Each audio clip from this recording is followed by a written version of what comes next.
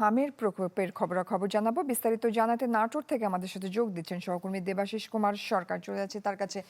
দেবাশিস, এখনো হাজার হাজার রোগী শনাক্ত হচ্ছে, আমরা প্রতিদিন মৃত্যুর খবরও পাচ্ছি। আপনার ওখানকার পরিস্থিতি জানাবেন। জয়ী, নাটোরে যে হাম পরিস্থিতি, তাতে হাম যে প্রাদুর্ভাব শুরু হওয়া, এরপর থেকে নাটোর সদর হাসপাতালে এ পর্যন্ত হাম লক্ষণযুক্ত রোগী ভর্তি হয়েছে 213 জন। এর মধ্যে থেকে হাম শনাক্ত হয়েছে আপনার 16 জন। এছাড়া যে হামের যে পরিস্থিতি, সেটা কিন্তু এখনো পর্যন্ত উন্নতি হয়নি। নাটোর হাসপাতাল সহ নাটোর জেলার যে বিভিন্ন হাসপাতাল, সেই হাসপাতালগুলোতে আমরা দেখেছি যে 20 থেকে 30-35 জনের যে শিশুর যে হাম লক্ষণ নিয়ে ভর্তি হওয়া, এই এটা কিন্তু চলছেই। এর থেকে উত্তরণ ঘটছে না। হামের জন্য আলাদা আইসোলেশন ওয়ার্ড খোলা হয়েছে এবং হাম চিকিৎসার জন্য বিশেষ ব্যবস্থাও নেওয়া হয়েছে। এছাড়া হামের টিকা দেওয়া হচ্ছে। এরই মধ্যে যে লক্ষ্যমাত্রা নির্ধারণ করেছে তার 70% অর্জিত হয়েছে। আসলে হাম কেন এই মানে কমছে না, এমন একটা প্রশ্নের উত্তর খুঁজতে আমি স্বাস্থ্য বিভাগের যে প্রধান সিভিল সার্জনের সাথে কথা বলেছি। উনি যেটা বলছেন যে আসলে মানুষের সচেতনতা কম।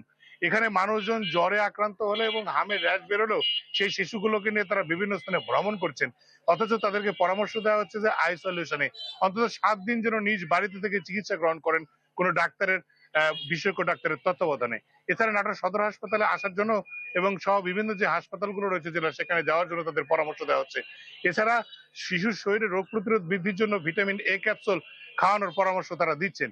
কিন্তু এই কথা আসলে সচেতন যারা যাদের সচেতন হওয়ার কথা, যে অভিভাবক মহল, তারা কিন্তু সচেতনতা পালন করছেন না। এছাড়া আমরা হাসপাতালে এসে দেখেছি যে হামে সাসপেক্ট নিয়ে ভর্তি হওয়া যে শিশুগুলো রয়েছে, তাদের তাদের যে অভিভাবকরা রয়েছে, তারা সেই শিশুগুলোকে নিয়ে বিভিন্ন ওয়ার্ডে ঘুরে বেড়াচ্ছেন, এছাড়া বাইরেও ঘুরে বেড়াচ্ছেন।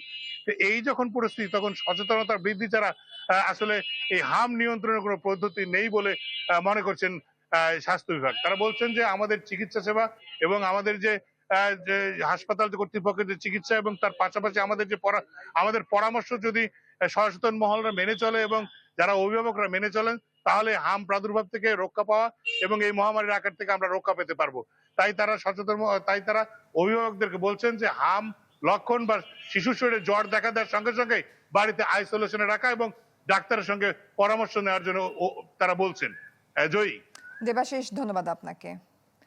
দর্শক, নাটোর থেকে আমরা জানছিলাম হামের প্রকোপের বিস্তারিত খবরাখবর।